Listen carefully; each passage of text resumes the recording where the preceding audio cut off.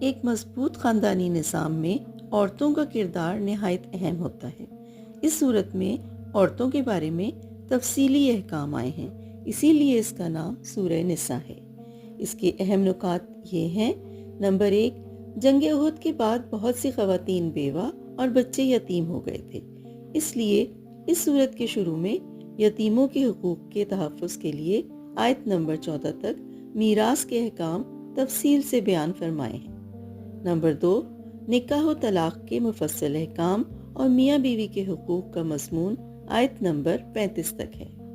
Number 3، مسلمانان عرب کو صحراؤں میں سفر کے دوران پانی کی قلت کا مسئلہ پیش آتا تھا، اس لیے اس صورت میں تیمم کا طریقہ، نماز قصر کی سہولت اور جہاد کے دوران نماز خوف کا طریقہ بتایا گیا ہے۔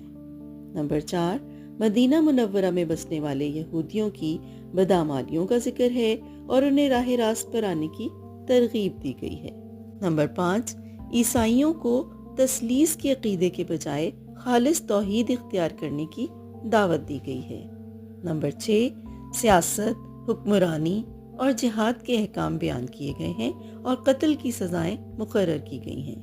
نمبر 7، میراث کلالہ کے بارے میں حضور پاک صلی اللہ علیہ وسلم سے جو سوال پوچھے گئے تھے ان کا جواب دیا گیا ہے۔